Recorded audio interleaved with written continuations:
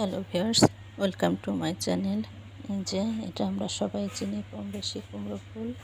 তো আজ কুমড়ো ফুল এবং পাতা একসাথে দিয়ে দারুণ একটি রেসিপি বানাবো, খুবই সহজ এবং আমাদের সহজসাধ্য।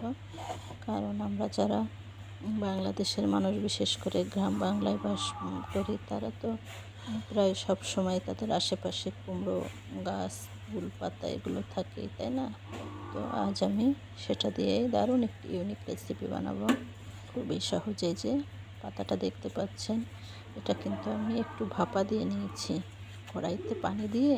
আমি আপনাদের পুরোটা দেখালাম না, ভিডিওটা এমনি অনেক বড় হয়ে গিয়েছে, তাই আমি বলে দিচ্ছি যে অনেক পানি দেবেন কড়াইয়ে।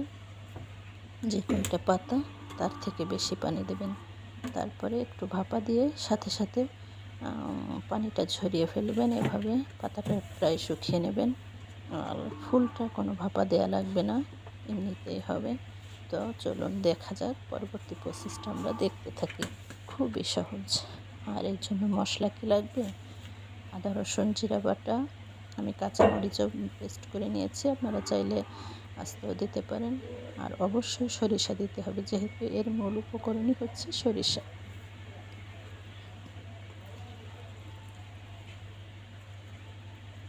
তো আমি সব কিছু একসাথে পেস্ট করে নিয়েছি।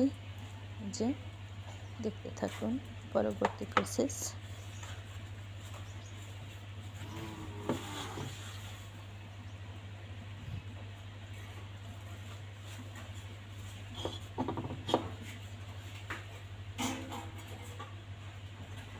মশলাটা পাতার উপর এমনভাবে দেবেন যেন মশলাটা পড়ে না যায়, তার জন্য আপনি দুটো পাতাও ইউজ করতে পারেন।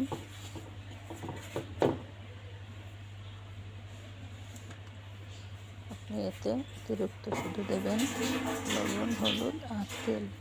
সরিষার তেল দিলে ভালো হয়। আমি যে কোনো ভর্তায় সরিষার তেল ইউজ করি, আপনারা চাইলে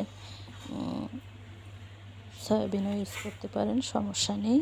তবে ভর্তা বিশেষ করে সরিষার তেলই পারফেক্ট।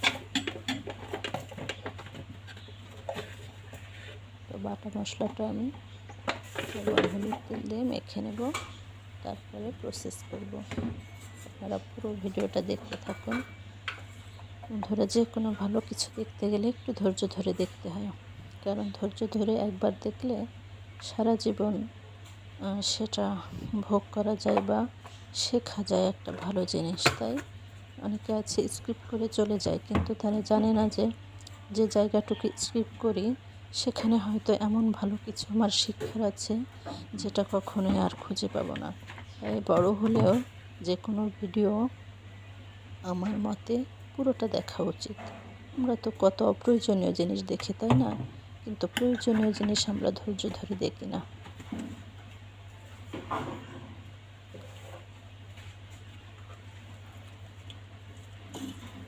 মশলাটা আপনি হাতে মাখিয়ে নেবেন। জানেন তো বন্ধুরা, হাতে মাখানো যে কোনো মশলার স্বাদই আলাদা, যে কোনো রান্নার স্বাদই আলাদা। কারণ হাত দিয়ে আপনি পারফেক্টভাবে যে কাজটা করতে পারবেন, চামচ দিয়ে আপনি সে কাজটা আপনার হবে না।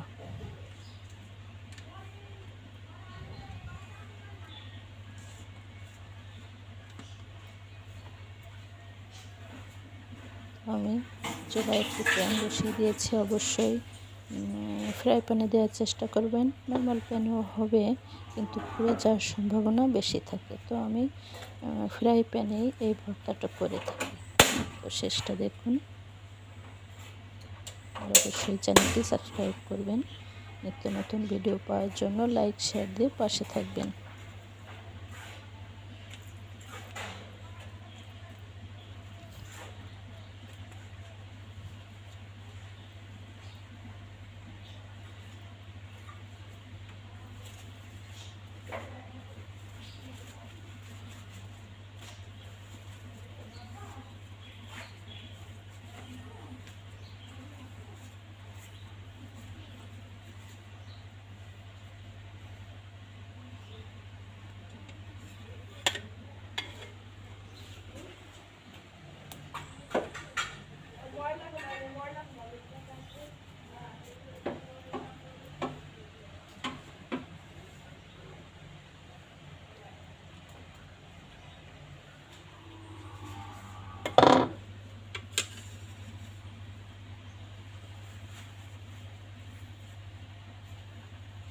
বন্ধুরা, একটা একটা করে সবগুলো পাতা আমি ফ্রাই প্যানে সুন্দর করে সাজিয়ে দিচ্ছি। আর ফুলগুলো আপনি ফ্রাই প্যানের এক পাশে বা ফ্রাই প্যানের মাঝখানেও দিয়ে দিতে পারেন। শুধু জাস্ট একটু লবণ ছিটিয়ে দেবেন, আর কিছুই লাগবে না। আপনি একসাথেও ভর্তা করতে পারেন বা আলাদাও ভর্তা করতে পারেন ফুলগুলো, তবে আমি একসাথেই করি।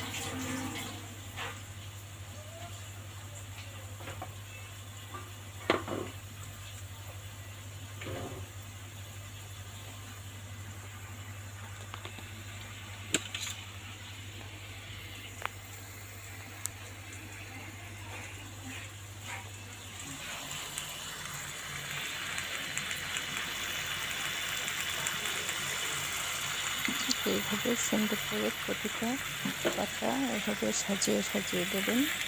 আর এই যে কাজগুলো ফুলগুলো দিয়ে দেবেন। একই সাথে আপনার দুটোই সিদ্ধ হয়ে যাবে।